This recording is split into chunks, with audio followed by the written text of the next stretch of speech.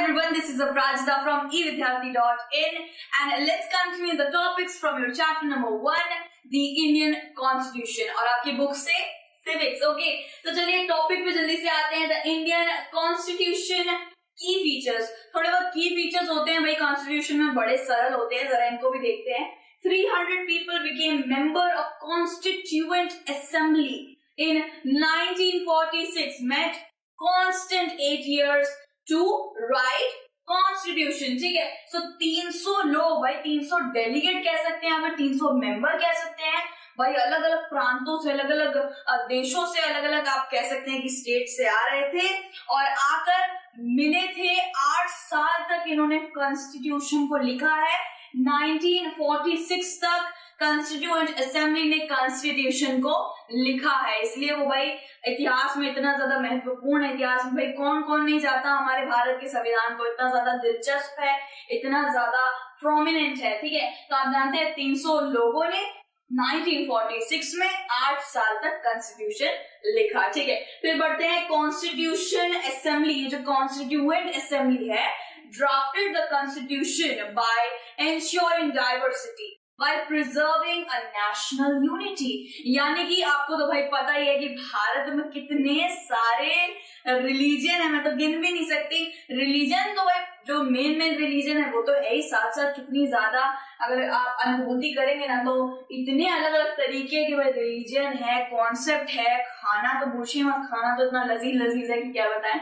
ठीक है, तो यहाँ पे मैंने थोड़े बहुत हमारे प्यारे प्यारे से रिलीजन्स लगाए. ये देखिए, एक लड़की नाच रही है, तो साउथ का भाई नाच तो आपको पता ही कितना बढ़िया होता है. तो यहाँ पे आपको अलग अलग तरीके के धर्म दिख रहे हैं. ठीक है, तो धर्म है एंड यूनिटी इन डाइवर्सिटी. जहां भाई डाइवर्सिटी होती है ना, वहां पे साथ ही साथ कड़ा या फिर डिफिकल्ट तो नहीं होता है कॉन्स्टिट्यूशन बनाना, लेकिन दिलचस्प बहुत होता है, इंटरेस्टिंग बहुत होता है और थोड़ी सी जिम्मेदारी रहती है उन लोगों पे, क्योंकि इतने सारे लोगों का धर्म है, उनकी फीलिंग्स ना खराब हो या फिर उन्हें किसी भी बात का बुरा न लगे. सबके धर्म को क्या देखकर, सबके धर्मों को एग्जामिन करके, किसी भी हमारे धर्म को ऊंच नीच ना हो, इसको देखकर ही भाई हमारे कॉन्स्टिट्यूशन में सारे के सारे रूल, सारे के सारे लॉ को दर्ज करा गया है. किसी के भी रिलीजन को हानि ना पहुंचे, ये बहुत देखना पड़ता है. यूनिटी इन डाइवर्सिटी, हमारे यहाँ तो भाई डाइवर्सिटी भी बहुत है, यूनिटी भी साथ में बहुत है, आपको पता ही होगा. सो कॉन्स्टिट्यूएंट असेंबली तो आपको पता ही चल गया कि कॉन्स्टिट्यूशन जो बनाया था जिन लोगों ने और जहां बनी थी उसको कॉन्स्टिट्यूएंट असेंबली बोला जाता है. ठीक है, जिसने बनाया था. ठीक है, तो पहले भी आते हैं भाई फेडरलिज्म. अब बच्चे ना देख के थोड़े से ऐसे हो जाते हैं, मेरे प्यारे प्यारे दोस्त देख कैसे बोलते हैं भाई फेडरलिज्म बोरिंग टॉपिक है. जरा देखिए तो कितना आसान सा टॉपिक है. Refers to the existence of more than one level of government. बस इतना ही डेफिनेशन है, यानी कि more than one level of government, एक गवर्नमेंट का और भी लेवल है, इसको फेडरलिज्म कहा जाता है. ठीक है, तो कौन कौन से लेवल है हमें तो पता ही है भाई, स्टेट है और सेंटर है, दो ही है, स्टेट एंड सेंटर. हमारा थर्ड टायर ऑफ गवर्नमेंट भी है, वो है लोकल गवर्नमेंट, लेकिन प्रोमिनेंटली ये दो गवर्नमेंट अभी लिए जा रहे हैं, स्टेट और centre. Decision could be made for the particular area. अब भाई एक गवर्नमेंट से तो काम चल जाता है, दो 3 गवर्नमेंट लेके क्या कर रहे हैं हम लोग भाई. देखिए हमारा भारत है ना, जो बहुत बड़ा भारत है, अलग अलग स्टेट है भाई, 29 स्टेट्स है, तो उसके अंदर भाई एक ही गवर्नमेंट, सेंट्रल गवर्नमेंट समझ लीजिए पूरे भारत को अच्छी तरह कोऑर्डिनेट या कंट्रोल नहीं कर पाएगी. तो इसीलिए 2 या 3 तरीके के गवर्नमेंट बनाए गए हैं जो अलग अलग एरिया, अलग अलग स्टेट को वो क्या करेंगे, कंट्रोल करेंगे एंड रेगुलेट करेंगे. इसलिए बहुत अलग अलग टाइप के गवर्नमेंट है. फिर आ जाता है state follow the laws of centre. अब यहाँ पे जरा थोड़ा सा ट्विस्ट आ गया है. सेंटर जो है ना वो सेंटर गवर्नमेंट यानी सेंट्रल गवर्नमेंट है, पावर उसके बाद थोड़ी ज्यादा रहती है, और स्टेट गवर्नमेंट क्या करती है, सेंटर गवर्नमेंट के रूल्स फॉलो करती है, यानी कि सेंटर स्टेट से थोड़ा ऊपर आता है. ठीक है, both the government follow rules of constitution and people obey policies made by these two government. अब यहाँ पे क्या बताया गया कि सेंटर का जो बातें हैं वो स्टेट मानता है, और ये दोनों ही जो गवर्नमेंट है, स्टेट और सेंटर, ये दोनों कॉन्स्टिट्यूशन की बातें मानती हैं.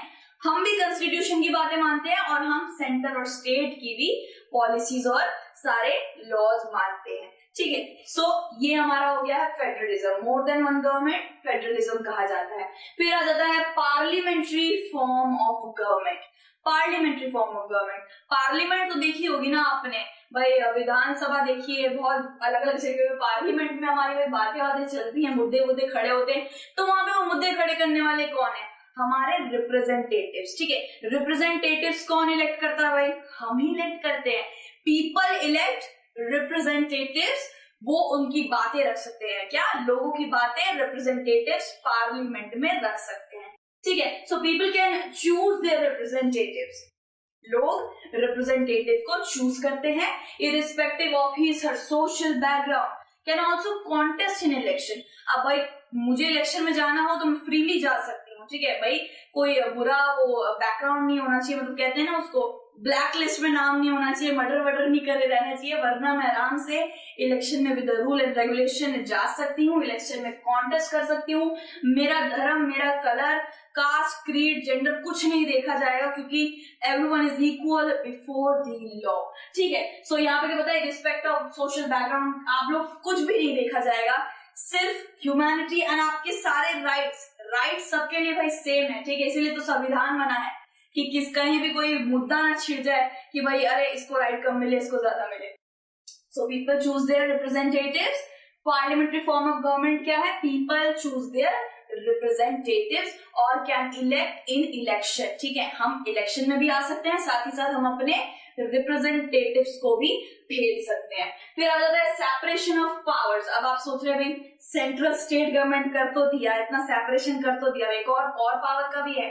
जी हाँ भाई, भारत बहुत बड़ा देश है और हर जगह पावर बटी रहनी चाहिए, किसी को ज्यादा किसी को कम ऐसे नहीं होना चाहिए। तो और भी सेपरेशन कर रखी है पावर भाई। ऑर्गन कह सकते हैं भाई, कहते हैं ना ऑर्गन्स होते हैं हमारी बॉडी में, वैसे गवर्नमेंट के भी 3 ऑर्गन होते हैं, जुडिशियरी, लेजिस्लेचर एंड एग्जीक्यूटिव। तो सबसे पहले एग्जीक्यूटिव को जानते हैं। स्मॉलर ग्रुप ऑफ पीपल, छोटा सा ग्रुप है लोगों का, responsible of running and implementing laws. ठीक है, क्या करते हैं ये? रनिंग एंड इम्प्लीमेंटिंग लॉज, यानी कि लॉ को इम्प्लीमेंट करते हैं, लॉ को भाई कॉन्स्टिट्यूशन में दर्ज करते हैं। कोई भी लॉ कहीं भी गलत, भाई कॉन्स्टिट्यूशन में थोड़ी बहुत गलतियां हो जाती है इंसान से, तो क्या होता है, लॉज अगर कुछ नए लॉज इंप्लीमेंट करने हैं या फिर किसी लॉ में चेंज करना है या फिर मतलब लॉज एंड इन सब के ऊपर एग्जीक्यूटिव का काम रहता है, स्मॉलर बॉडी है। ठीक है, उसके बाद लेजिस्लेचर आ जाता है, पीपल इलेक्टेड रिप्रेजेंटेटिव्स। लेजिस्लेचर कौन है? लोग रिप्रेजेंटेटिव को इलेक्ट करते हैं और वो रिप्रेजेंटेटिव्स की जो बॉडी होती है उसको कहते हैं लेजिस्लेचर, जो विधानसभा में मुद्दे, हमारे मुद्दों को लेके बातचीत करती है, यानी कि पीपल के लिए बेसिकली होती है, लोगों के हित में रहती है। ठीक है, फिर आ जाती है judiciary, the system of court in this country. Judiciary के बाद आप किसी और चैप्टर में इसके बाद बहुत डिटेल में पढ़ेंगे, लेकिन इधर हम इतना ही बता सकते हैं कि कोर्ट कचहरी का जो मामला होता है भाई वो जुडिशरी देखती है।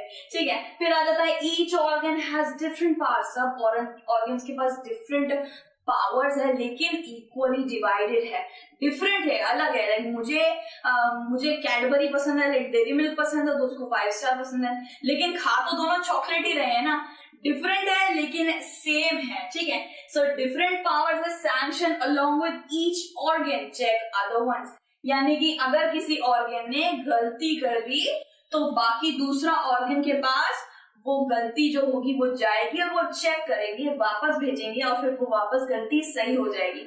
यानी कि जो जितनी भी आप गलतियां करेंगे ना वो बार बार चेक होती रहेंगी और वापस आती रहेंगी।